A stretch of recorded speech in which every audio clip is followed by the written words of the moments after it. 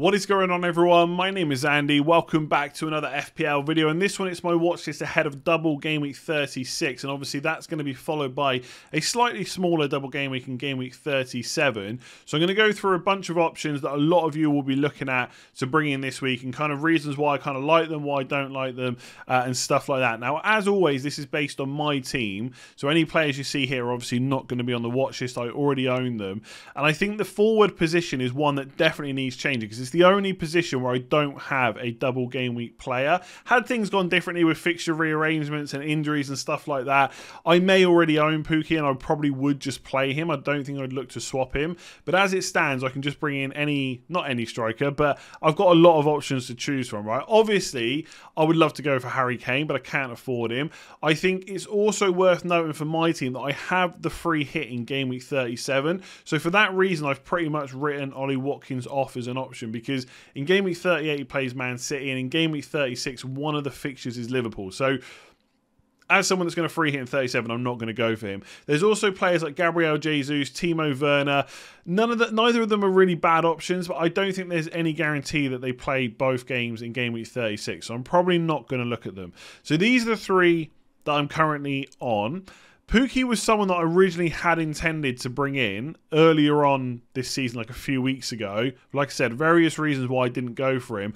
I'm just not sure right now. I don't want to contradict myself too much because I don't necessarily buy into there's nothing to play for, teams are on the beach and stuff like that. But now Norwich are relegated, there is that little bit in me that thinks, can I really go for him when there are other options? Richarlison fighting to stay in the league. Nketiah obviously now seems to be getting pretty good minutes, and Arsenal are still fighting for top four. Maybe there is something in the back of my mind that says just don't go for Pukki. I don't think it's a bad set of fixtures in game week 36. West Ham at home, obviously they will have just played in Europe, and then Leicester away. Obviously I don't really care about the Wolves away game, and in some ways the game week 38 fixture doesn't matter too much because I will probably sell Chris Wood and keep Weghorst, who will have Newcastle home game week 38. So if I'm sticking to a one striker formation, it really is game week 36 that mostly matters to me.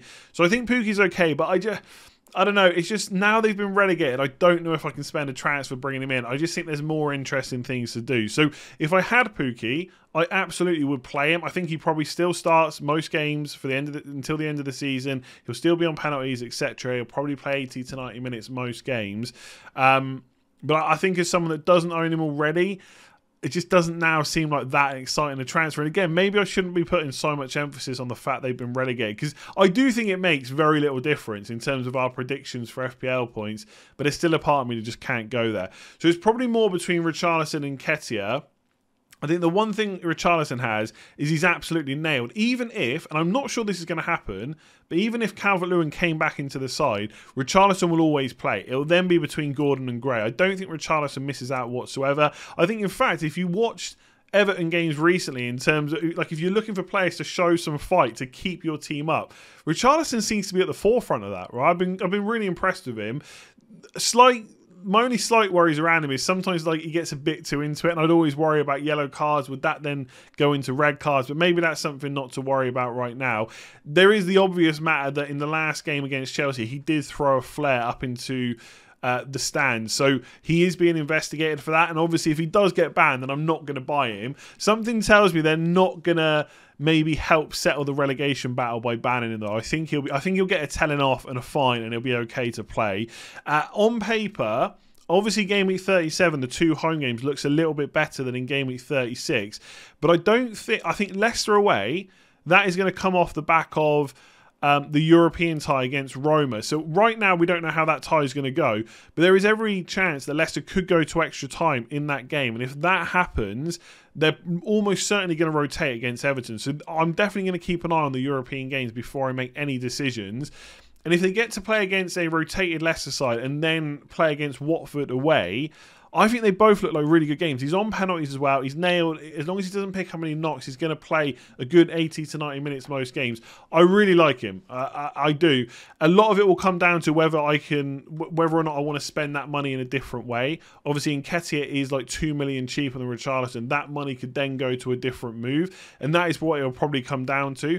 If I don't need that money, I think Richarlison is probably the one that I would buy, and then I'd either bench him in game week 38 or probably just swap him to a different striker. With Nketiah, you've heard me talk about him a lot over the last couple of game weeks. I have been worried about his minutes. I think it was worth...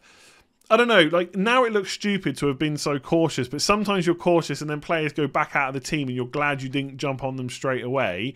The thing that was in my back of my mind was that Lacazette had been not scoring goals at all, and Nketiah still couldn't get into the side. It was only when Lacazette got ill that that happened. But since Nketiah has been there, he's kind of held the place, and in some ways he has played better than Lacazette. He gives them an outlet that, like, Lacazette is kind of more on the ball, maybe slightly more creative, and Nketiah gives them an outball, someone that's going to make runs. We saw that against West Ham yesterday, and there was a great stat from Squawker that Nketiah's had the same amount of shots on target against West Ham as Lacazette's had in like his last 9 games or something like that. That Leeds at home game really stands out to me. I guess that, again, there is going to be slight worries for me about his game time against Spurs. Maybe Lacazette comes back in then, but if he doesn't and he gets both games and he still holds his place to game week 38, although I don't need him to play that week, I do like the option of having someone against Everton at home last game of the season.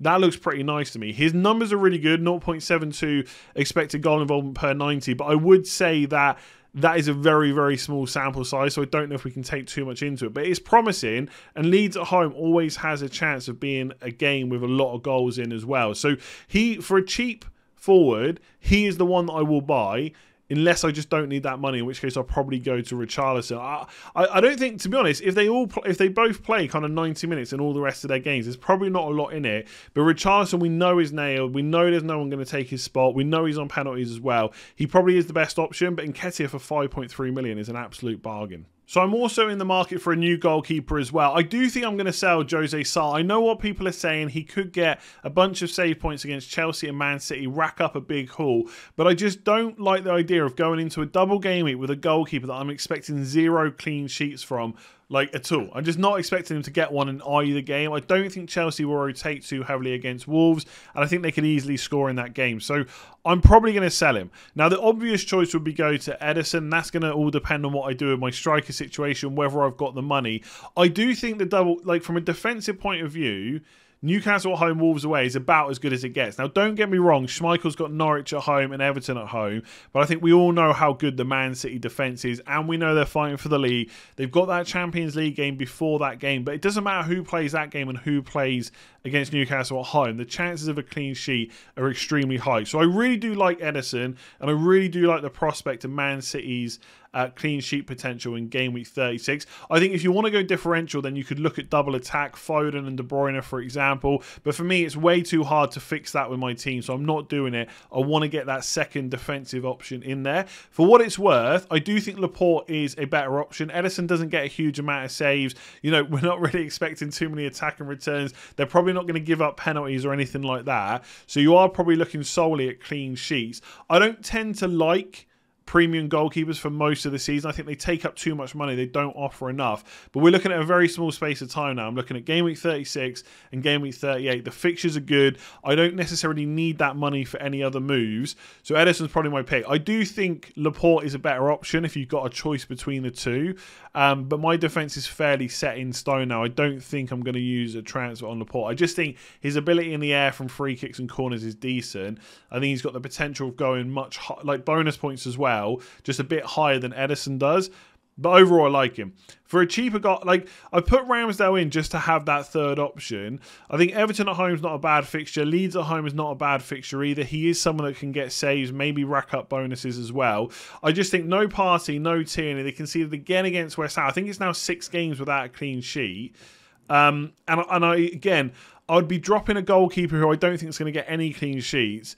For Ramsdale would be for a goalkeeper that's got Spurs away, which I just don't see a clean sheet there either. So I'd be selling one goalkeeper with no clean sheets for one goalkeeper that I think could get maybe 1 clean sheet against Leeds at home. Plus I've got Rafinha. So that kind of nullifies, like, if I'm going for like a high ceiling approach, I don't necessarily want to bring in a goalkeeper that's playing one of my attackers either. So again, Ramsdale's like one of the, a bit like Pookie. If you've got him, you're not looking to use a transfer on him, but I just don't know if now is the right time to bring him in. With Schmeichel, again, not worried about Game Week 37. I don't care they play 2 away games. One of them's Chelsea. I won't have him on my free hit, almost certainly. But the other 3 games, all at home, Everton, Norwich and Southampton, he probably is the player in that team that is immune from rotation.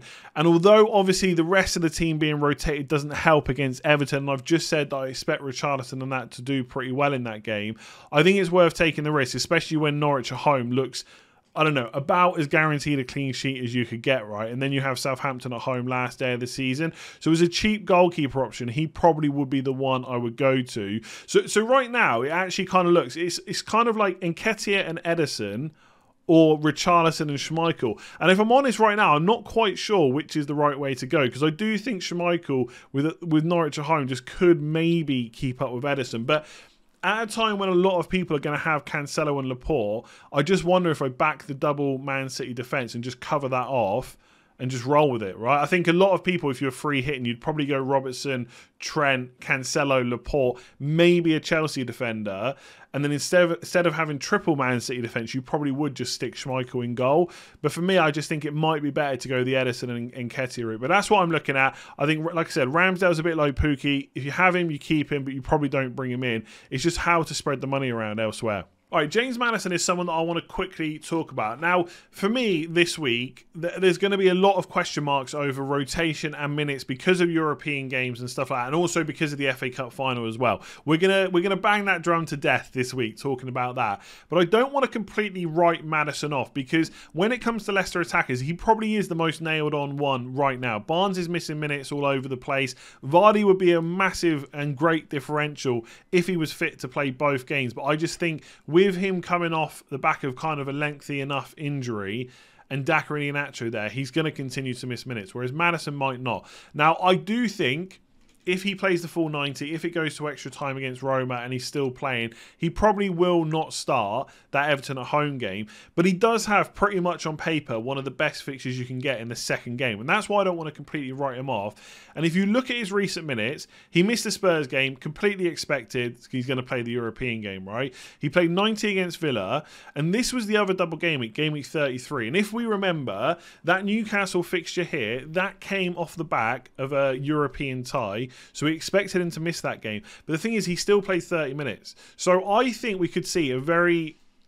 obviously, we need to keep an eye on what happens in the European games. If he comes off after 60 minutes because they're doing really well, they're 2-0 up, they want to give him a rest or something like that. I don't see that happening, by the way. I think Rodgers will do everything to make sure they get to the final, and he'll probably play 90. But if he doesn't, then he suddenly becomes a really, really good option. If he plays 90... I think we'll see this again, 30 and then a possible 90 in the second game. So we could then be looking at 30 minutes against Everton at home, a team that haven't defended that well. I know they've played pretty well in the last couple of games, and maybe that will continue, but I would still see them as a fixture you wouldn't be too worried about targeting. And then he's possibly going to get 90 minutes against Norwich. So he could get 120 minutes across both these games. His numbers have been looking pretty good. And in terms of other midfield options, there's not a huge amount of nailed-on options that we don't already own. Like, so I've got Foden, for example. He might start both games. Saka will probably start both games. Salah, Son, etc. Great, but they're all quite expensive.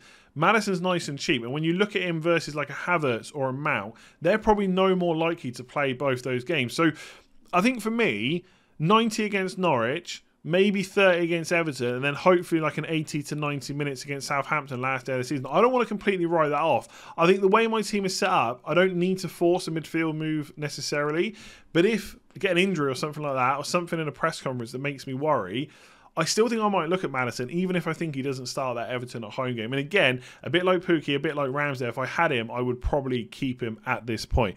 So let me know what you think about Maddison. I think he's definitely going to play 90 minutes in Europe, but let's see what happens. Who is on your watch list for this week? What do you think about the moves that I've talked about? Give it a like if you enjoyed it. Hit that subscribe button if you're new around here. I will have a free hit 36 template tomorrow. I'm also going to go through in that video which players I think are kind of very likely to start twice, likely to start twice, and then unlikely to start twice as well. That will not only help for free hits, but it will also help for people making their transfers as well. So thank you for watching. Hope you enjoyed it. If you did, give it a like, hit that subscribe button, and I'll catch you again soon.